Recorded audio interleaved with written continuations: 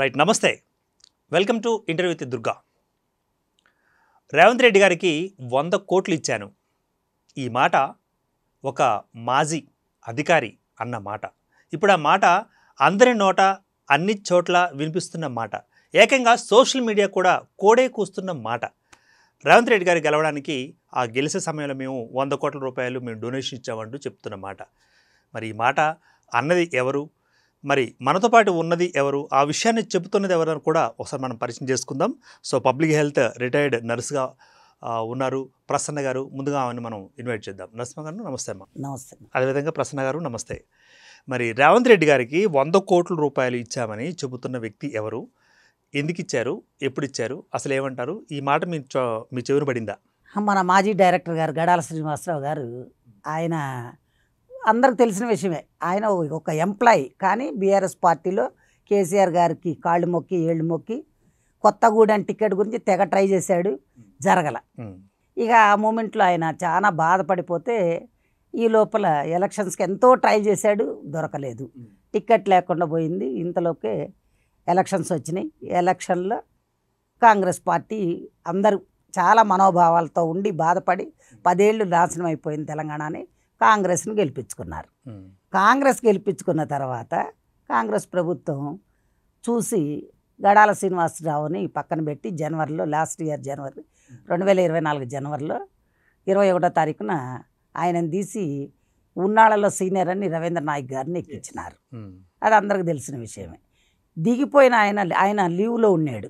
ఇక ఆయన మా బాధకు తట్టుకోలేక ఇక ఆయనని మహబూబాబాదు డిఎంఎండ్హెచ్ఓగా పంపించినారు. కానీ ఆయన అక్కడ కూడా పోకుండా లీవ్లో ఉన్నాడు. లీవ్లో ఉండి అట్లా చేసి మళ్ళా ఆయన దోస్తు చేత ఎంపీ టికెట్ గురించి అని. ఇంకొక విషయం అండి, ఇప్పుడు మరి లీవ్లో ఉన్నప్పుడు వీఆర్ఎస్ తీసుకోవడం కుదురుతుందా? రూల్స్ అసలు ఏం చెప్తున్నాయి, సర్వీస్ రూల్స్? అసలు ఆయన లీవ్లో ఉన్నాడు. లీవ్లో ఉన్న తర్వాత ఎక్కడొక దగ్గర జాయిన్ అవ్వాలి. జాయిన్ అవ్వకుండా అసలు వీఆర్ఎస్కి పంపించకుండా అప్పటికప్పుడు వీఆర్ఎస్ తీసుకోవటం అనేది సబబు కాదు. ఎందుకంటే ఎలిగేషన్స్ ఉన్న వాళ్ళని వీఆర్ఎస్కి ఎలిజిబిలిటీ కాదు. ఆయన మీద ఆల్రెడీ పాంప్లెట్లు వేసి నేనే దేశమంతా పంచిన, అది అందరికి తెలిసిన విషయం. మీడియాలో వస్తుంది. ఇన్ని రకాలు జరిగితే ఎందుకు అతన్ని అజ్జేయాల అని చెప్పని మేమందరం క్వశ్చన్ వేస్తే ఆయన బాజాబ్తో చెప్తున్నాడు. ఆయన ఇప్పుడు కాపు సంఘం లీడర్గా అయ్యి ప్రతి దగ్గర చెప్తున్నాడు, నేను రేవంత్ రెడ్డికి పార్టీ ఫండ్ కింద 100 కోట్లు ఇచ్చా కాబట్టి నన్ను ఏం చేయలేడు అని చెప్పానని. కానీ మళ్ళీ ప్రభుత్వం ఎందుకు కళ్ళు మూసుకుంది? కొత్త ప్రభుత్వం వచ్చింది కదా, వీళ్ళు కూడా ఎందుకు కళ్ళు మూసుకున్నారని మాకైతే అర్థం కావట్లే. మెడికల్ డిపార్ట్మెంట్లో ఒక్కళ్ళకి దెబ్బ తగిలితే ఆటోమేటిక్గా పెద్ద వ్యక్తికి తగిలితే అదంతా సెట్ అవుతుండే, కానీ అలా జరగలేదు కదా. ఎందుకు జరగలేదంటే ఆయన డబ్బుతోటి, ఆయన డబ్బు ఇచ్చానని చెప్పడం వాస్తవంగానే కనిపిస్తుంది మాకు చూడంగా. ఎందుకంటే చిన్న ఎంప్లాయీకి చిన్న తప్పు చేయినా చేయకపోయినా వాళ్ళకి ఏదైనా జరిగిందంటే ఇమీడియట్లీ సస్పెండ్ చేస్తున్నారు పైన హెచ్ఓడీస్. మరి అదే హెచ్ఓడిని ఎందుకు కాపాడుతున్నారు? పైన సిఎస్ మేడం గారు కాపాడారా, లేకపోతే ప్రిన్సిపల్ సెక్రటరీ కాపాడుతున్నారా? ఎవరు కాపాడారు ఆయన్ని? వీళ్ళందరూ కాపాడబట్టే కదా ఈ రోజున నేను 100 కోట్లు ఇచ్చానని ప్రతి దగ్గర బీసీ మీటింగ్కి పోయి ఆయన చెప్తున్నాడు. మున్నూరు కాపు సంఘాల మీటింగ్లో కూడా మొన్న చెప్తున్నాడు, నాకు ఏ రోజుకైనా రేవంత్ రెడ్డి నాకు ఒక పదవి ఇస్తాడు డెఫినెట్లీ అని చెప్తున్నాడు ఆయన అంత డేర్గా. రైట్. మరి ఇప్పుడు గడిచిన బీఆర్ఎస్ హయాంలో కూడా అంటే ఇప్పుడు రేవంత్ రెడ్డి గారికి 100 కోట్లు ఇచ్చారని ఎలా ఆయన మాటగా చెబుతున్నాడు, ఆయన మాటగా మనం వింటున్నాము. మరి రేవంత్ రెడ్డి గారి సర్కార్ వచ్చి ఇప్పుడు సంవత్సరం అవుతోంది. మరి ఇప్పటికే ఆయన ఒక 100 కోట్లు ఇచ్చారని చెప్తున్నాడు. మరి అంతకుముందు 10 ఏళ్ల పాటు గెలిచి పరిపాలన కొనసాగించిన మరి కేసీఆర్ గారికి ఎన్ని కోట్లు ఇచ్చుంటాడు ఇదే వ్యక్తి? ఇచ్చుంటాడండి, మొత్తం దోసిపెట్టాడు కదా. హరీష్ రావు గారు హెల్త్ మినిస్టర్ వచ్చిన తర్వాత నేషనల్ హెల్త్ మిషన్లో ఫండ్ అంటే ఈ సంవత్సరంకి వచ్చిన బడ్జెట్ 2024కు వచ్చిన బడ్జెట్ కూడా మొత్తం ఆయన 24-25కి వచ్చిన బడ్జెట్ మొత్తం ఆయన తీసేసి బట్టే ఆ ఏఎన్ఎంస్కి వాళ్ళకందరికి అరియర్స్ రావాలి, అవి కూడా రాలా. ఎన్ఆర్హెచ్ఎంలో జీరో చూపెట్టారు, నిల్ బడ్జెట్ చూపెట్టారు. అది ఎందుకు చూపెట్టారు? నిల్ బడ్జెట్ చూపెట్టే రూల్ ఎక్కడి నుంచి వచ్చింది? లేదు కదా. ఈరోజు ఏఎన్ఎంస్ జీతాలు అడుక్కుంటున్నారు. వాళ్ళు ఏఎన్ఎంస్ అనబడే వాళ్ళు లేనిదే పిల్లర్స్, వాళ్ళు లేనిదే పనిలే. వాళ్ళకి అసలు ఒక చార్టే లేదు. అంతకుముందంతా ఏఎన్ఎంగా ఉన్న వాళ్ళకి, నేను కూడా ఏఎన్ఎం నుంచే వచ్చా, కానీ ఆ స్థాయి నుంచి వచ్చిన వాళ్ళకి ఒక చార్ట్ ఉంటుంది, ఈ వర్క్ చేయాలని. అలా కాకుండా సెకండ్ ఏఎన్ఎంస్ అని చెప్పని పెట్టి డ్యూటీ చార్ట్ ఏం లేదండి వాళ్ళకి. అటు నేషనల్, అటు సెంట్రల్, ఇటు స్టేట్ రెండు కలిపి ఆ ఫండ్ ఇస్తున్నామని 50-50 ఇస్తున్నారు జీతాలు వాళ్ళకి. వాళ్ళు 50, సెంట్రల్ వాళ్ళు 50, స్టేట్ అలా ఇచ్చి, కానీ సెంట్రల్ వర్కే ఎక్కువ చేయిస్తున్నారు. ఆయుష్మాన్ భవ ప్రతి ఒక్కటి ఏది నేషనల్లో ఏది వచ్చినా ముందు చేయాల్సింది ఏఎన్ఎంసే చేస్తున్నారు. మరి ఇలా వాళ్ళకి చేస్తున్నప్పుడు వాళ్ళకి సమాన పనికి సమాన వేతనం ఇవ్వాలి కదా. రెగ్యులర్ ఏఎన్ఎంస్ చాలా తక్కువ ఉన్నారు. ఆ ఉన్న రెగ్యులర్ ఏఎన్ఎంస్కి ₹1,00,000 జీతం వస్తే కనీసం వీళ్ళకి 50-60 వేలన్నా రావాలి కదా. 27,000 బేసిక్ ఇస్తున్నారు. ఇప్పుడు ప్రజెంట్ బేసిక్ 41,000 ఉంది, 41,200 ఉంది. అదన్నా ఇవ్వాలి కదా, అది కూడా ఇవ్వట్ల. ఇలా ఇవ్వకుండా అదేమంటే డబ్బు లేదు అంటున్నారు. ఇక ఇంకొక దౌర్భాగ్యం ఏంటంటే ఈ ప్రభుత్వంలో పాత ఆయన అంతా తినేసాడు, ఎలాగో నాశనం అయిపోయింది. 4 డిఏలు పోయినాయి, ఒక పిఆర్సీ లాస్ అయిపోయాం. అది ఇంత మటుకు ఇవ్వాల. ఇప్పుడు ఈయన వచ్చిన తర్వాత ఈ సంవత్సరంలో ఏమైనా చేస్తాడు అని అంటే ఈయన కూడా అదే బాట పట్టే. ఇంకేం చెప్పాలి, ఈయన డబ్బు లేదు అంటున్నాడు. మా సొంత పైసలు జీపీఎఫ్ పెట్టుకొని ఏమైనా బిల్స్ పెట్టుకుంటే క్లాస్ 4th ఎంప్లాయీస్ కూడా అప్పులు చేసుకొని బతకాల్సి వస్తుంది. వాళ్ళు ఆ జీపీఎఫ్ అయినా ఎందుకు మేము పైసా కూడబెట్టుకునేది, మాకు ఒకసారి వస్తుంది దేనికని పనికి వస్తుందని. అది లేదు, సరెండర్ అని పెట్టుకుంటే దానికి లేదు, దేనికి బిల్లులు వేయట్లా. వాళ్ళు ఏదైనా ఎమర్జెన్సీ పోయి బిల్లుల గురించి అడిగితే వాళ్ళకి 5%, 4% ఇస్తే కానీ పడట్లా. ఈ పొజిషన్లో ఎట్లా ప్రభుత్వంతో ఎట్లా ఉంటారు ఉద్యోగస్తులందరూ, ఎలా బతుకుతారు, ఎలా చేస్తారు? అదే ఎమ్మెల్యేలకి, ఎంపీలకి, ఎమ్మెల్సీలకి టిక్, వాళ్ళకి నెల జీతం కరెక్ట్గా పడుతుంది 1వ తారీఖే. వాళ్ళు ఏం కష్టపడ్డారని. రాజకీయ వ్యక్తులకి జీతాలు ఎందుకు చెప్పండి? వాళ్ళకి పింఛన్లు కూడా మళ్ళీ 2 సార్లు చేస్తే 2 సార్లు యాడ్ అవుతుంది. ఒక 5 ఏళ్ళు ఒకళ్ళు ఉండి మళ్ళీ 5 ఏళ్ళకి అదే ఎమ్మెల్యే అయితే ఆ పింఛన్ ఈ పింఛన్ 2 వస్తాయి. ఎట్లా వస్తుంది? వీళ్ళకి పింఛన్ ఏంటి? వీళ్ళు ప్రజాసేవ చేయడానికి వచ్చారు. 50 లక్షలు 50 కోట్లు పెట్టుకుంటే కానీ వాడు ఎమ్మెల్యే కాడు. అట్లాంటి ఎమ్మెల్యేకి అవసరమా? ఎందుకు ఇవ్వాలి జీతాలు? వాళ్ళకి జీతాలు ఏంటి? ఆ జీతాలు అనేది రాంగ్ చేయాలి. అది ప్రజాస్వామ్యంలో తప్పండి. సేవ చేయాలా? లేదా వాళ్ళు కూడా ఇప్పుడు మా లెక్కన వర్కర్సే కదా, పింఛన్ తింటున్నారు, ఇన్ని తింటున్నారు. అదే 2020లో 2000లో వచ్చిన వాళ్ళకి పింఛనే లేదు, అప్పుడు ఎక్కిన వాళ్ళకి. మరి పింఛనే లేకపోతే వాళ్ళు ఎలా బతుకుతారు ఈ రోజుల్లో? కొడుకు పాయింట్ దగ్గరికి వద్దాం. ఇప్పుడు నలుగురితో పాటు నారాయణ, కులంతో పాటు గోవింద అన్నట్లుగా నష్టపోయిన ఉద్యోగిగా మీరు కూడా ఉన్నారా? నేను ఉన్నాను. ఇప్పుడు కూడా నేను 3 ఇంక్రిమెంట్లు, నేను తప్పు చేశాడని నేను విమర్శ చేసినందుకే నాకు 3 ఇంక్రిమెంట్లు కట్ చేసినారు. ఇంతమటుకు ఆ 3 ఇంక్రిమెంట్లు ఇంతమటుకు శాంక్షన్ చేయాలి ఈ ప్రభుత్వం కూడా, పెట్టుకుంటే కూడా కాగితం. మరి ఏం చేయమంటారు చెప్పండి? దానివల్ల నేను 12,000 పింఛన్లు లాస్ అవుతున్నా. రైట్. ఇప్పుడు గడిచిన కాలంలో కూడా ఫామ్ హౌస్కే పరిపాలన పరిమితమైందంటూ కూడా అపరిమితమైన వార్తలు వస్తున్నాయి ఇప్పుడు కూడా. అది నిజమో కాదా ఆయనే చెప్పాలి, మనం వినాలి. అవి ఇదేదే ఉందండి. ఆనాడు మనం కేసీఆర్ని అన్నాము, ఆయన ఫామ్ హౌస్లో ఉండి చేస్తున్నాడు, ప్రజల్లో కలవల, బాగానే ఉంది. మరి మనం చేసేది ఏంటి? మనం ఇప్పుడేం చేస్తున్నాము? ఆ పోలీస్ కమాండర్ రూమ్లో కూర్చొని అక్కడ మీటింగులు పెట్టుకుంటున్నాం పెద్ద వాళ్ళందరితో పిలుచుకొని, మంత్రులు కానీ, ఐఏఎస్లు కానీ, ఐపీఎస్లు కానీ. అంటే ప్రశ్న గారు, వాళ్ళు ఎక్కడ కూర్చున్నారు అన్నది కాదు కదా, కంచంలో ఉన్నారా, మంచంలో ఉన్నారా, గదిలో ఉన్నారా, బయట ఉన్నారా, మదిలో ఉన్నారని కాకుండా ఎంత పని చేశారన్నది కదా మనకు కావాల్సింది. ఏం పని జరిగిందండి? ఏం పని జరిగింది చెప్పండి? పోస్టింగ్స్ ఇచ్చినామని అన్నారు. అవన్నీ ఉమ్మడ అప్పుడు పాతయ్యే వేసిన పోస్టులు ఇచ్చినారు. కానీ ఇప్పుడు కూడా నిన్న ఎగ్జామ్స్ పెట్టారు ఏఎన్ఎంస్కి. ఆ ఎగ్జామ్లో ఎన్ని పోస్టులకి వాళ్ళు అప్లై చేసుకున్న 42,000 మంది ఉంటే వాళ్ళకు ఉన్న పోస్టులు ఎన్ని పోస్టులు? 5,000 పోస్టులు ఉన్నాయి. అదే మేల్ పోస్టులు చాలా వేకెన్సీ ఉన్నాయి. మల్టీపర్పస్లో ఇద్దరు సమానం. ఆ మేల్స్ పోస్టులు ఫిమేల్కి ఎందుకు డైవర్ట్ చేయలేకపోతున్నారు? డైవర్ట్ చేయొచ్చు కదా. చెయ్యాలంటే వీళ్ళకి సబ్జెక్ట్ తెలియదు. ఎందుకంటే మంత్రి గారు ఇందులో నుంచి వచ్చిన ఆయన ఇంజనీరింగ్ నుంచి వచ్చాడు. సరే, ఆయనకి చెప్పాలి చెయ్యాలన్నా డైరెక్టర్కి సబ్జెక్ట్ లేని ఆయన. ఎందుకంటే ఆయన అంతకుముందంతా ఢిల్లీలో ఓఎస్టీల దగ్గర చేసి వచ్చిన ఆయన రవీంద్ర నాయక్ గారు. ఆయనకి దాని గురించి అవగాహన లేదు. మరి ఇట్లా అవగాహన లేకుండా ఉండిపోతే ఎలా జరుగుద్ది చెప్పండి? అది జరగాలి కదా. ఇప్పుడు మా నర్సెస్ అనే వాళ్ళకి చాలామంది ఉన్నారు. మా నర్సులకి ఏదైనా ఒక పోస్ట్ అన్న ఇచ్చుంటే కనీసం వాళ్ళు రిప్రజెంటేషన్ ఇవ్వచ్చు. ప్రతి ఒక్కడు వస్తున్నాడు, మా సిస్టర్ని పిలుస్తున్నారు, రోడ్డు మీద ఎర్ర జెండా పెడుతున్నారు, ఆడ నిలబడుతున్నారు, అరుస్తున్నారు, కాసేపు వెళ్ళిపోతున్నారు.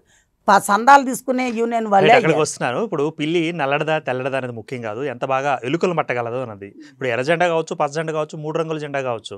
కానీ మీ ఎజెండా ఏంటంటారు? మరి 10 ఏళ్ల కాలంలో పాటు ఉన్న సమయంలో మరి మీ నర్సుకు సంబంధించిన ప్రాబ్లమ్స్ పరిష్కారం అయినాయా, లేకపోతే ఇప్పుడు కూడా అదే కంటిన్యూ అవుతున్నాయా? అప్పుడు కాలేదండి, అప్పుడు కాలేదు, ఇప్పుడు కావు, ఇంకొకప్పుడు కూడా కావు. ఎందుకంటే మా జాతి పక్షులు అన్నట్టు మాకు నర్సెస్కి ఒక టాలెంట్ ఇచ్చి, నర్సెస్లు టాలెంట్ గల వాళ్ళు చాలామంది ఉన్నారు. నేనున్నాను, అలాంటి వాళ్ళు చాలామంది ఉన్నారు. నేను 100 మందిని చేయగలుగుతాం. కానీ మా పోస్టులు మాకు ఎమ్మెల్సీలు అనేవి 3 ఎమ్మెల్సీలు ఉంటే అందులో రాజ్యాంగ పరంగా కూడా ఎవరైతే సోషల్ సర్వీస్ చేస్తారో అంటే సర్వీసింగ్ చేస్తారో వాళ్ళకి ఇవ్వాలి. అవి మాకే మెడికల్ వాళ్ళకే ఒక ఎమ్మెల్సీ అనేది ఉంది. అట్లాంటిది టీచర్స్ తీసుకుంటున్నారు. నేను కోదండరాజు సార్కి ఇచ్చారు, ఆయన టీచర్ ప్రొఫెసరే కాబట్టి ఆయనకి అది గవర్నర్ కోటాలో ఇచ్చారు. కానీ యాజ్ రూల్ ప్రకారం గవర్నర్ కోట అది మెడికల్ వాళ్ళకి ఎందుకు ఇవ్వలేకపోతున్నారు? అది మెడికల్ వాళ్ళదే. అంటే నర్సులు అంటే పిచ్చోళ్ళు, ఏదో వాళ్ళు చెప్తున్నారు మేము సేవ చేస్తాము అంత మటుకే అనుకుంటున్నారు. కానీ నర్సులందరికీ చాలామందికి సబ్జెక్ట్ తెలుసు, అందరూ ఉన్నారు. ఇప్పుడు ఒకళ్ళకి ఇచ్చి చూడమనండి తెలుస్తుంది నర్సుల కథ ఏందో. ఇప్పుడు అదే మెడికల్ డిపార్ట్మెంట్లో రాజశేఖర్ రెడ్డి 3 మంత్రులను పెట్టాడు ఒకనొక అప్పట్లో, అది అందరికీ తెలిసిన విషయమే. మరి ఇప్పుడు మా మెడికల్ వాళ్ళకి నర్సెస్కి ఒక ఇమ్మనండి, ఒక ఎమ్మెల్సీ మేము చేస్తామో లేదో తెలుస్తుంది, చేయమనండి. ఇప్పుడు ఎవరైనా కూడా నిన్నటి వరకు వాళ్ళు చేస్తారు, ఇప్పుడు నెక్స్ట్ మీరు చేయబోతున్నారా? అరే వాళ్ళు ఇస్తే దాని గురించి తెలుస్తుందండి. ఏవి కూడా జీవోలు ఎప్పుడో బీసీ నాటి ఆనాటి జీవోలు తీసుకొచ్చి అక్కడ పెట్టి అడ్డగోలుగా చేసి పెట్టున్నారు వ్యవస్థని. ఆ అడ్డగోలని కొంచెమైనా సెట్ చేయాలంటే దాంతో తెలిసిన వాళ్ళని రావాలి కదా. అంతా ఐఏఎస్లు ఐపీఎస్లు ఏం చేస్తున్నారు, ఐఏఎస్లు ఏం చేస్తారు? అసలు వ్యవస్థ నాశనం అవడానికి కారణం 100% ఐఏఎస్లు. వాళ్ళు పక్కడబందీగా ఉండుంటే ఇంత జాగ్రత్త జరగదండి. ఏది కూడా పక్కడబందీ లేకపోబట్టి ఇలా జరిగింది. ఇప్పుడు ఒక గడాల శ్రీనివాసుని వదలబట్టే ఇదంతా చీడ పురుగు పట్టినట్టు, ఎట్లా వరి పంటకు చీడ పట్టిందో అట్లా మిగిలిన వాళ్ళు కూడా చీడబట్టినట్టే చేస్తారు. ఇప్పుడు చీడ కేవలం రాష్ట్ర ప్రభుత్వంలో హయాంలో గతంలో పనిచేసిన వాళ్ళకు పట్టిందా, లేకపోతే కేవలం ప్రసన్న గారికే పట్టిందా? అబ్బాయి ప్రసన్నకు ఒక్కదానికైనా కాదు, అందరికి పట్టింది. ఎందుకంటే అది అసలు ఆ జీవోలకి పాత జీవోలు వాళ్ళ ఇష్ట రాజ్యం. ఆ జీవోల్లో అక్కడ ఆ యూనివర్సిటీలో చదివితే ఎలిజిబిలిటీ కాదంటున్నారు, డబ్బులు ఇస్తే అదే యూనివర్సిటీలో ప్రమోషన్స్ ఇస్తున్నారు. అందులో ప్రమోషన్స్ ఇవ్వడానికి లేదనిలే, మెంటల్ రికాగ్నైజ్డ్గా ఉన్న వాళ్ళకి జీవో 7 అని ఇచ్చినారు. దాంతో నువ్వు ట్యాన్సర్ ఉండకపోని బ్యాన్ ఉండకపోని ఆ మెంటల్లో ఉన్న వాళ్ళకి వాళ్ళు తల్లిదండ్రి ఉద్యోగం చేస్తుంటే ఆ పిల్లల గురించి వాళ్ళకు అనుకూలమైన పొజిషన్లో అనుకూలమైన దగ్గర పోస్ట్ ఇవ్వాలని ఆ జీవోలో ఉంది. కానీ అది ఎంత మటుకు ఇంప్లిమెంటేషన్ చేస్తున్నారు అడగండి. ఒక అతను పెట్టుకొని అక్కడికి వస్తున్నానండి. అంటే 10 ఏళ్ల పరిపాలనలో అడగని ప్రశ్న, సరే మీరు అడిగారు అనుకుంటున్న ప్రశ్న, మరి 1 సంవత్సరంలోనే అన్నీ సర్దుకుంటూ చేసుకుంటూ వెళుతున్న రేవంత్ గారి ప్రభుత్వానికి అందరూ భేష్ అంటున్నారు, ప్రజలు కూడా ఓకే అంటున్నారు. అన్నప్రాసన రోజునే ఆవకాయ అది ఏమంటారు దాని సామెత ఉంది కదా, ఆ సామెత అప్పుడే మీరు మరి దాన్ని ఎట్లా అన్నప్రాసన 4 ఏళ్ల పాలన ఉంది కదా? అరే 4 ఏళ్ల పాలన ఉంటే 4 ఏళ్ల దాకా ఇలాగే పెడతారా? ఒక్కడికి దెబ్బ కొట్టమానండి, సెట్ ఎట్లా కాకుండా ఉంటుంది చూస్తాం. ప్రతి ఒక్కటి ఇదే ఉండే. ఆరోగ్యశ్రీ అని చెప్తున్నారు, ఆరోగ్యశ్రీలోకి వాళ్ళకి డాక్టర్స్కి ఆపరేషన్లు చేస్తే పైసలు వస్తున్నాయి అంటున్నారు. ఇంత పెద్ద ఉస్మానియా ఉంది, ఏం ఆపరేషన్లు చేస్తున్నారు? ఖాళీ లివర్ ట్రాన్స్ప్లాంటేషన్ చేస్తున్నారు, కిడ్నీస్ ట్రాన్స్ప్లాంట్ చేస్తున్నారు, హార్ట్ గిట్టు ఏవి పట్టించుకోవట్లా. ఈ 2 చేస్తున్నారు. మరి మిగిలిన ఆపరేషన్స్ కాదా? అంటే ఈ 2 కాదు కదా, నెట్వర్క్ హాస్పిటల్స్ బోల్డ్ ఉన్నాయి కదా. బోల్డ్ అంటే మీరు ప్రైవేట్ హాస్పిటల్ పోషిస్తున్నారు, ఇంకా గవర్నమెంట్ హాస్పిటల్స్ ఎందుకు? ఉస్మానియాలో మంచి సర్జన్స్ అంతా ఊరవతలేసారు. వాళ్ళని ఊరవతలేస్తే నువ్వు జివో 80లో వేయి, మళ్ళీ వాళ్ళని డిప్యుటేషన్ మీద సిటీలోకి తీసుకురండి. ఆపరేషన్స్ ఎన్ని బంద్ అయిపోయినాయి? అంటే ప్రభుత్వ ఆసుపత్రి ప్రైవేట్ ఆసుపత్రి అని కాదు కదా, నాణ్యమైన వైద్యం అందుతుందా లేదా అన్నది రోగికి ముఖ్యం కదా. ఎక్కడ అందుతుంది? అందితే ఆ ప్రైవేట్ హాస్పిటల్కి పోయి ఆస్తులు ఎందుకు అమ్ముకుంటారు? వాళ్ళు చాలామంది అమ్ముకునే వాళ్ళే కదా. ఎందుకు మనం చేయలేక కాదు, ఇదే చదివిన గవర్నమెంట్ డాక్టర్సే ప్రైవేట్ హాస్పిటల్లో వెళ్ళి చేస్తున్నారు. అంత అవకాశం మనం ఎందుకు ఇవ్వాలి? మన దగ్గర చేయొచ్చు కదా. మన దగ్గర ఏనాడైనా కుటుంబ నియంత్రణ ఆపరేషన్ ఇవి చేయటం మొదలుపెట్టి ఆ రోజు గడాల శ్రీనివాస హయాంలో ఇబ్రహీంపట్నంలో 5 మంది చచ్చిపోతే వాళ్ళ కనీసం పలకరించిన దిక్కులేరు వాళ్ళకి. ఆనాటి నుంచి డిపిఎల్ క్యాంపులు బంద్ చేశారు. ఈ రోజు కూడా జరగట్లా, డిపిఎల్ క్యాంపులు జరగట్లా. ఎందుకని? మీరు చదువుకున్న వాళ్ళు ఏం చేస్తున్నారు? Right, okay. ఇక ప్రసన్న గారి గురించి చెప్తూ, మీరు ఆల్రెడీ రిటైర్ అయ్యారు కాబట్టి ఓకే, రిటైర్మెంట్ కాకముందు మీరు ఉద్యమంలో ఉంటే సంఘాల్లో ఉన్నారు కాబట్టి పోరాటం. మరి ఇప్పుడు మీరు విశ్రాంత స్థితిలో ఉన్నారు, అంటే వేరే తీసుకున్నారు, రిటైర్మెంట్ అయ్యారు కదా. మరి ఇప్పుడు దీన్ని మీరు ఎలా ప్రొజెక్ట్ చేస్తూ ఎలా దానికి ఏమంటారు పోరాటం చేసే అవకాశం ఉందా? మస్తు చేస్తున్నాను నాన్న. పోరాటం అనేది అన్ని మీడియాలోకి చెప్తున్నా, అన్నీ జరుగుతున్నాయి. కానీ ఏం లాభం? ప్రతి పేపర్కి వస్తుంది, చెమటాడు ముందు చెంకూదినట్టు అవుతుంది. కానీ రేవంత్ రెడ్డి గారు మా మల్కాజ్గిరికి ఎంపీ ఆయన, అప్పుడంతా కలిసినాం డైరెక్ట్ పోయి. ఇప్పుడు ఆయన సీఎం అయిన దగ్గర నుంచి ఈ రోజు దాకా మేము కలవలేకపోయాం. అరే సీఎం అని ఆయన కలవాలండి. పాత ఆయన కలవలేదు కాబట్టే కదా బాధపడింది. పాత ఆయన కలవలేదబ్బా, ఈయన కలుస్తాడు, ఎంగున్నాడు అని చెప్పనే కదా మనం అంది. ఇవాళ ఏమైపోయింది పరిస్థితి? ఆయన ఏమైనా కలిసే పొజిషన్లో ఉన్నాడా? కనీసం కొంతమందిని అందరు కలవక్కర్లా, 2-3 పిలిచాలి కదా. తను పలానా దగ్గర కలుస్తాడంటే ఎవడైనా కలుస్తారు. ఇంటి దగ్గరికి పోతే ఓఎస్డీలు వస్తారు, బయటికి మనం ఇచ్చిన పేపర్ తీసుకుంటారు, ఆడ పడేస్తారు. నువ్వు ఎవరితో కలుస్తావు? కలవలేదనేదే కేసీఆర్ బదలం అయిపోయి ఉన్నాడు. మంత్రి పదవులు ఆనాడు ఇవ్వలేదు ఆయన ఎవ్వడికి, అన్నీ ఆయన దగ్గరే పెట్టుకున్నాడు అని అన్నాం. మరి మనం ఇచ్చింది ఎక్కడ? మనం వచ్చాం కదా, మనం వచ్చాము, కష్టపడ్డాం, నీకు వాయిస్ ఉంది, అందరి ఇంట్రెస్ట్ కొద్దీ కేసీఆర్ నాశనం చేసిండని చెప్పని నీకు ఇచ్చాం. మీకు ఇచ్చిన తర్వాత మీరెక్కడ కలుస్తున్నారు? మీరన్నా కలవాలా? కానీ వారంలో 2 రోజులన్నా కలవచ్చు కదా. నేను ఇంతమందిని సర్టన్ మెంబర్స్ని కలుస్తా, ఈ వారంలో ఒక 50 మందిని కలుస్తా, మళ్ళీ వారంలో ఒక 50 మందిని కలుస్తా, అదన్నా ఒక టైం టేబుల్ పెట్టుకోమనండి. అంటే ఇప్పుడు అన్నిటికీ ఇప్పుడు ఏమంటారు, తిరుమల పుణ్యక్షేత్రంలో ఎవరుంటారో మీకు తెలిసిందే, వెంకన్న ఉంటారు. సో అందరూ వెళ్ళి తిరుమల వెంకన్నని దర్శించడం అంటే కుదరని పని. చిన్న చిన్న గుడులు ఉంటాయి, లేకపోతే చిన్న తిరుపతి, లేకపోతే ఇంకోటి తిరుమల లైక్ ఇవన్నీ ఉంటాయి కదా, ద్వారకా తిరుమల లైక్ అట్లా. మరి మీకంటూ అన్నిటికీ రేవంత్ రెడ్డి రావాలి, అన్నిటికీ రేవంత్ రెడ్డి పరిష్కరించాలి, అన్ని సమస్యలను రేవంత్ రెడ్డి వినాలి అంటే కుదరదు కదా. మంత్రులు ఉన్నారు కదా అనేది మంత్రులు ఉన్నారు కదా, మంత్రులు ఉన్నారు, ఎస్ కరెక్టే. ఏ కేటగిరీకి ఏ మంత్రులను ఇచ్చినారు చెప్పమనండి. హెల్త్కి ఇంజనీరింగ్ చదివిన, అందుకే నేను అంటున్నా ఇప్పుడు, అంటే పిల్లి నల్లడదా తెల్లడదా ముఖ్యం కాదు, ఎలుకలు బాగా పడుతుందో లేదా అన్నది మరి ఇప్పుడు ఆయన పనితీరు కదా మనకు కావాల్సింది, అర్హత కాదు కదా. పని చేస్తున్నాడు. ఇప్పుడు ఒక విషయంలో హెల్త్ మినిస్టర్ మెచ్చుకోవచ్చు. జియో 80లో ట్రాన్స్ఫర్ చేశారు కదా, ఇంత మటుకు ట్రాన్స్ఫర్స్ గల, కానీ ఆయన ఎవరికి కూడా రికమెండ్ లెటర్ ఇవ్వాల. ఆ విషయంలో ఆయన మెచ్చుకోవచ్చు. అదర్ మినిస్టర్స్ అందరు ఇచ్చినారు, కానీ ఆయన ఏదైనా ఉండి చెప్పినా ఒక పని జరగట్ల. మా మంత్రి వేరే మంత్రులు చెప్తే 2 నిమిషాలు చేస్తున్నారు, ఇదే డైరెక్టర్. ఎందుకు చేస్తున్నాడు చెప్పండి? అంటే మా మంత్రి మీద గౌరవం లేకనా? వేరే మంత్రి మీద గౌరవం ఉండే అది చెప్పాలి. అదే శ్రీధర్ బాబు కానీ పొన్నం ప్రభాకర్ గారు కానీ ఒక లెటర్ పంపిస్తే 2 నిమిషాలు అవుతున్నాయి పనులు. అదే మా మంత్రి గారు అసలు ఇయ్యలా, కానీ ఆయన ఏదైనా బుద్ధి పుట్టి ఒకళ్ళకని చెప్తే అది జరగట్లే. ఒకవేళ ఇప్పుడు ఉన్న మంత్రి పదవిని ఇన్ఛార్జిగా వాళ్ళకి ఇస్తే బెటర్ అంటున్నారు మీరు ఏమన్నా? వాళ్ళకి ఎలా ఇస్తారండి ఇన్ఛార్జిగా? వాళ్ళకి ఆల్రెడీ ఇచ్చున్నారు పదవులు. అంటే వాళ్ళు బాగా చేస్తున్నారని చెప్తున్నారు. బాగా చేయటం కాదు, వాళ్ళ దగ్గర నుంచి వచ్చిన లెటర్కి అంత బాగా రెస్పాన్స్ అవుతున్నారు మా హెచ్ఓడీస్. అంటే ఈ అసమర్థత ఎక్కడుందంటున్నారు? ఈ అసమర్థత ఎక్కడుందంటే పాతోడు వెళ్ళిపోయి కూడా బయట నుంచి చక్రం తిప్పుతున్నాడు. కాబట్టి అతని మీద వేటుబడి ఉంటే వీళ్ళందరూ సెట్ అయ్యేవాళ్ళు చాలా మటుకు. నేను సిద్దిపేట డిఎంఎన్హెచ్ఓది భారీ ఎత్తున వచ్చింది టీవీల్లో అంతా. మరి ఏం యాక్షన్ తీసుకున్నారు? సిద్దిపేట డిఎంఎన్హెచ్ఓ ఏమైనా సస్పెండ్ చేయగలిగారా? చేయలేకపోయారు. ఎందుకు చేస్తారు? ఏది కూడా తప్పు చేస్తే వాళ్ళు చేయరు. అదే చిన్నోళ్ళు ఉన్నారు చూడండి, హెల్త్ సూపర్వైజరు, అట్లాంటి ఇట్లాంటి ఉంటారే, క్లాస్ 4th వాళ్ళు, వాళ్ళని టక్కని సస్పెండ్ చేస్తారు. ఎందుకంటే వాళ్ళు చెప్పుకోలేరు, మాట్లాడలేరు. అందరూ ప్రసన్న లెక్క ఉంటారు కదా. నేను లాస్ అయినా నేను పోరాడుతున్నా, అది అందరికి తెలిసిన విషయమే. ఎందుకు పోరాడుతున్నాము? నేను తప్పు చేయలేదు, తప్పు చేసిన వాడికి శిక్ష వేయండి అని అడుగుతున్నా. మరి వాడికి శిక్ష ఎక్కడ వేస్తున్నారు? వేయట్లేదు కదా. వేయట్లేదు అనేది మా బాధ. ఎందుకు వేయకూడదు? ఒకళ్ళకి వేస్తే ఫర్దర్గా మేలవుతారు, మరి అది జరగట్లేదు కదా. సరే, మీరు చేస్తున్న పోరాటాలకి సపోర్ట్గా అదేవిధంగా మరి మీలాంటి బాధితులు ఎవరైతే ఉంటారో వాళ్ళు కూడా అండగా వచ్చి మీ మాట వినిపించడం జరిగింది. మరి మీ మాటగా ఆంధ్రప్రభ న్యూస్ నుంచి కూడా రేవంత్ రెడ్డి గారికి ఏం చెప్పదలుచుకున్నారో ఒకసారి చెప్పండి. ఏం లేదండి, ఒకటే, ఆయన కనీసం వారంలో 2 సార్లు అయినా పబ్లిక్ని కలవాలి, వాళ్ళ బాధ చెప్పుకోవాలంటే చాలా బాధ ఉంటుంది. ఇప్పుడు నిన్న ఒక బీజేపీ ఎమ్మెల్సీ రేపు గెలవటానికని నిలబడ్డాడు. ఆయన ఎన్ని మాట్లాడాడు?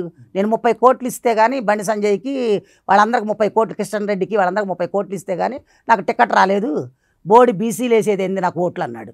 బీసీ పర్సంటేజ్ ఎంత ఉంది అంటే బీసీలు యూనిట్గా లేరనే. ఎస్సీ ఎస్టీ బీసీలు కలిస్తే బీసీ రాజ్యాంగమే వస్తుంది, బీసీ సీఎంఏ అవుతాడు తెలంగాణలో, అది పక్కా. కానీ మనలో యూనిటీ లేదనుకుంటున్నారు వాళ్ళు. కానీ వాడంత ధైర్యంగా చెప్తున్నాడు మా రెడ్డిసే చాలని. 7% ఉన్న రెడ్డిసే మేమే అవుతాము అని చెప్పుకుంటున్నారు. చెప్పుకోనండి కాదన్నట్ల, కానీ ఆ బలుపు తెచ్చింది కూడా మనమే వాళ్ళకి. కానీ ఆ కామెంట్ ఎమ్మెల్సీగా పోటీ చేస్తున్న బీజేపీ అభ్యర్థిది కదా. అవును, ఆ అభ్యర్థి చేశాడు, సంబంధం లేదు కదా. అరే బీజేపీ అభ్యర్థికి చేశాడు. ఎందుకు లేదండి, రాత్రి అంతా ఒకటే, పగలే మన ముందల ఇలా. కానీ మనమే ఎంప్లాయీస్ అయ్యి ఉండి మనమే యూనిటీ ఉన్నాం అంతే. అన్నిటికీ మేము చెప్తున్నా కదా, అది బీజేపీ వాడు ఇచ్చినా, కాంగ్రెస్ వాళ్ళు ఇచ్చినా, బీఆర్ఎస్ వాడు ఇచ్చినా ఆ బలుపు మాట్లాడే వాళ్ళకి ఎమ్మెల్సీగా అనర్హుడు అంతే. ఇప్పుడు ఇన్ని రకాలు చేసిన కేసీఆర్ కూతుర్ని జైల్లో ఉండొస్తే ఆమెకి ఏమన్నా తీసేసినారా? ఒక ఎంప్లాయీ 24 అవర్స్ జైల్లో ఉంటే సస్పెండ్ అవుతారు, మళ్ళీ తిరిగి వాడిని రిమూవ్ చేసేస్తారు సర్వీస్ నుంచి. మరి ఆమెకేమి ఎమ్మెల్సీ ఎందుకు తీసేసేయాలి కదా, రాజ్యాంగమే కదా అది కూడా. ప్రజాప్రతినిధులకు సంబంధించి అది కదా మీరు చెప్పేదేమో. అరే ఉద్యోగులు కదా, వాళ్ళు జీతం తీసుకున్నవాడు ఉద్యోగస్తులే కదా. ఇప్పుడు మినిస్టర్ రూల్స్, మినిస్టర్ రూల్స్ జీతం మినిస్టర్స్ కి జీతం తీసుకోమని ఉందా? మినిస్ట్రియల్ రూల్స్ అయినా వాళ్ళకి జీతం తీసుకోవాలని ఉందా? లేదు కదా. ఎందుకు మీరు సృష్టించుకుంటున్నారు? 5 ఏళ్ళు ఉన్న వాళ్ళకి మీకే అట్లుంటే 33 ఏళ్ళు సర్వీస్ చేసే వాళ్ళకి మాకెంత ఉండాలి? మాకు కూడా ఉంటుంది కదా. మరి మా హక్కులు కాపాడేది ఎవరు? ఈ రోజుకి పిఆర్సీ రాలేదు. అప్పుడు ఆయన లాస్ చేశాడు ఒక పిఆర్సీ పోగొట్టి. ఇప్పుడు ఈయన కూడా పిఆర్సీ పోగొట్టి డిఎల్ పోగొట్టేస్తాడా? డిఎల్ ఇంతమంది గతి లేదు. అంటే మీరు అన్నీ సంక్షేమం చేస్తున్నా ఏం సంక్షేమం జరుగుతుంది చెప్పండి? ఒక ఫ్రీ బస్సు ఎవరికి? వేల జీతాలు పెట్టుకోవాలి కూడా ఫ్రీ బస్సులో పోతున్నారు. అది కాదు కావాల్సింది. ఆయన 10 ఎకరాలున్నా 100 ఎకరాలున్నా ఎట్లా ఆ డబ్బు వేసి నాశనం చేశాడో అలా కాకుండా లిమిటెడ్ పెట్టాలి. పేద పీపుల్స్ అనేవాళ్ళు చాలామంది ఉంటారు, ఉద్యోగస్తులు ఉంటారు, వాళ్ళ పాస్ వాళ్ళకు ఉంటుంది, వాళ్ళ పాస్లో వాళ్ళు తీసుకుంటారు. వాళ్ళకి ఎలాగో సబ్సిడీలోనే పాస్ ఇస్తున్నారు. కానీ పేదోళ్ళని పంపించాలి బస్సుల్లో, అంతేగాని అలా కాకుండా అందరూ ఊకమ్మడిగా పంపిస్తే లాస్ చేసి పెట్టి మన మొదలే డబ్బులేననుకోడానికి మళ్ళీ లాస్ ఎందుకు? లాసే కదా. దాంట్లో లో పవర్స్లో ఉన్న బిలో పవర్టీలో ఉన్న వాళ్ళకి ఆల్రెడీ తెల్ల కార్డు ఉంటుంది, దాన్ని పెట్టుకొని పోవాలి. అట్లా కాకుండా ఇట్లా పెట్టి ఫైనల్ గా మరి ఇదే పోరాటాన్ని మీరు ఇంకెంత కాలం పాటు కొనసాగిస్తారు? ఏం లేదండి, మెడికల్ డిపార్ట్మెంట్ అర్చేది ఏముండదు ఆడ. ఇదే కథ. ఒకటి రేవంత్ రెడ్డి గారు పిలవమనండి, నేను యథార్థాలు చూపెడతా. ఇప్పుడు టీఎస్ఎంఐడి అనేది ఇంత మటుకు చైర్మన్ లేదు, 1.5 year అవుతుంది. వీళ్ళు వచ్చి డిసెంబర్లో వచ్చినారు, డిసెంబర్ 9వ తారీఖు. ఇప్పుడు ఎంత? ఆ డిసెంబర్ నుంచి డిసెంబర్కి 1 year అయిపోయింది. ఈ ఒక 3 నెలలు టీఎస్ఎంఐడిలో మొత్తం అసలు మంచి ఫార్మసీలు చదివిన వాళ్ళు ఉన్నారు. వాళ్ళందరినీ వదిలేసి ఒక కాంట్రాక్ట్ ఫార్మసిస్ట్ చక్రం తిప్పుతున్నాడు. దాంట్లో మెడిసిన్స్ 1000 కోట్లు పెట్టి మెడిసిన్స్ అందట్ల వైద్య శాఖలోనే బాగా తిప్పేవాళ్ళు చాలా. అంతేనండి, ఆడవాళ్ళు పని చేయాలి వైద్య శాఖలు అంతే. ఏఎన్ఎం దగ్గర నుంచి ఇవి పనులు చేస్తూ ఉంటాయి. వాళ్ళ పైన ఉండే వాళ్ళు ఎంజాయ్ చేసుకుంటుంటారు, తిప్పుతుంటారు చక్రాలు. వాళ్ళకి జీతాలు సాలి జీతాలు ఏఎన్ఎం వాళ్ళకంతే. ఇప్పుడు డిఎంహెచ్ఓ దగ్గర ఇప్పుడు హెల్త్ ఎడ్యుకేటర్స్ ఉన్నారు, డెమోస్ ఉన్నారు. వాళ్ళు అసలు ఆ పోస్ట్కి అనర్హులు, అవసరమే లేదు వాళ్ళు. కానీ వాళ్ళకి ఆ ప్రమోషన్స్ ఇచ్చుకుంటా పోతున్నారు, డెమోలు అవుతున్నారు, డిపిఎంఓలు అవుతున్నారు, అంతా అవుతున్నారు వాళ్ళు. కానీ ఆ పోస్టులు వాళ్ళకి ఎందుకు? అవే క్యాన్సిల్ చేసి పాత రోజులంటే హెల్త్ ఎడ్యుకేటర్స్ వచ్చి చెప్పి మాస్ మీడియా పెట్టి సినిమాలు అవి చూపెట్టేవాళ్ళు. ఇట్లా అంటే ఈ డిసీజ్ వస్తే ఇట్లా అని చెప్పని చూపెట్టేవాళ్ళు. అదంతా పోయింది. ఇప్పుడు ఆ పోస్టులు అబాలిష్ చేసి హాయిగా సిహెచ్ఓ కన్వర్ట్ చేస్తే చెయ్యొచ్చు. ఎందుకంటే గడాల శ్రీనివాస్ కోర్టు డైరెక్టరేట్లోనే హెల్త్ ఎడ్యుకేటెడ్ పోస్ట్ ఉంటే పోస్ట్ డెమాలిష్ చేసి ఆయన సిహెచ్ఓ పోస్ట్ ఇచ్చాడు ఆయనకు కావాల్సిన క్యాండిడేట్కి. అది జీవోనే మార్పిచ్చాడు. అలాంటప్పుడు వీళ్ళని కూడా తీసేసి దాంట్లోకి చేస్తే కొంతమందికి ఇంకా వస్తాయి అవకాశాలు సిహెచ్ఓగా. అది కూడా గజెటెడ్ కమ్యూనిటీ హెల్త్ ఆఫీసర్. ఈ సంవత్సర కాలంలో రేవంత్ రెడ్డి గారిని కలిసే ప్రయత్నం చేశారా? 7 సార్లు చేసిన. 7 సార్లు ఏమైంది? ఏది అసలు ఇస్తేగా పర్మిషన్ కనీసం పర్మిషన్ ఇస్తే పోయి మాట్లాడచ్చు. ఇట్లాగా అంటే దీని వలన అంతా మీకు తెలుసని కాదు, ఎందుకంటే దాంట్లో పుట్టి దాంట్లో పెరిగినాం కాబట్టి దాన్ని ఏంటి అనేది పూర్తిగా అవగాహన ఉంది కాబట్టి దాని గురించి ఎవరికైనా చెప్పను. ఇది అన్యాయం అనేది, ఎందుకంటే 1000 కోట్లు పోస్తున్నాం సామాన్య ప్రజలకు అందనప్పుడు ఏం చేస్తారు? ప్రతి దగ్గర మీరు రోజు పేపర్లు చూడండి, మీ ఆంధ్రప్రభలో కూడా చూడండి, ప్రతి దగ్గర మందులు అందలేదని, బస్తీ దవాఖానలు సరిగ్గా లేవని, బస్తీ దవాఖానలు పెడితే డాక్టర్లు లేరని, డాక్టర్లు ఉంటే నర్సులు లేరని ఇవే నడుస్తున్నాయి. మరి ఇంకా ప్రజలకు సేవ చేసేది ఎప్పుడు?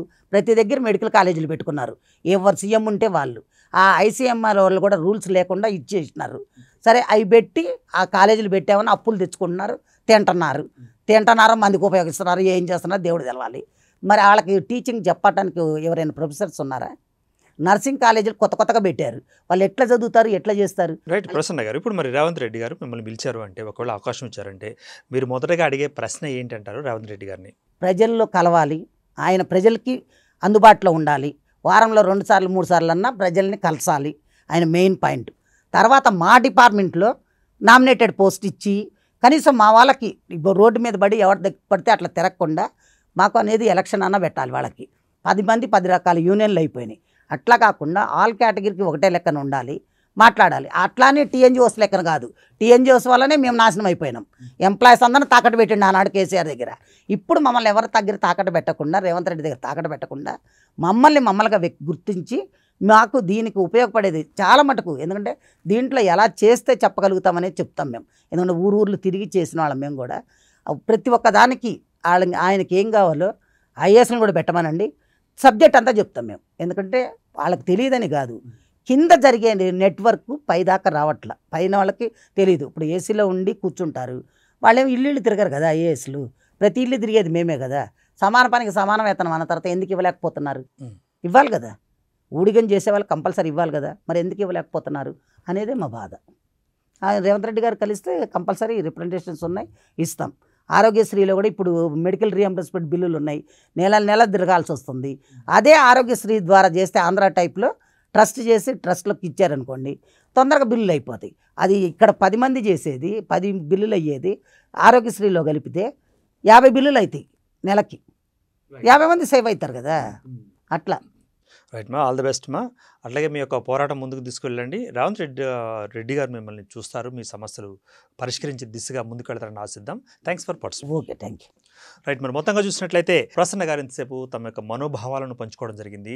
రాష్ట్రంలో ఉండే మరి నర్సుల యొక్క పరిస్థితి, దీనాస్థితి, అదేవిధంగా మరి ఉన్న దుస్థితి కూడా ఈ విధంగా ఉంది, మమ్మల్ని పట్టించుకోండి రేవంత్ రెడ్డి గారు. గతంలో 10 ఏళ్లలో వాళ్ళు చేసింది ఏంటో చెప్పడం జరిగింది తన మాటగా, తన నోట. అదేవిధంగా మరి ఇప్పుడు ఈ సంవత్సర కాలంలోనే మరి మీరు మమ్మల్ని ఇంకా బాగా పట్టించుకుంటే, కాసింత మాకు మాట్లాడే టైం ఇస్తే, మాతో మాట్లాడితే మేము మీతోటి కొన్ని విషయాలు కూడా చెప్పుకుంటాం. సో జరిగే విషయాలు కూడా మేము చెప్పే అవకాశం ఉంది. ఆ అవకాశాన్ని మాకు ఇవ్వండి అంటూ కూడా ప్రసన్న గారు తమ యొక్క అభిప్రాయంగా వ్యక్తీకరించారు. Keep watching Andhra Prabha news.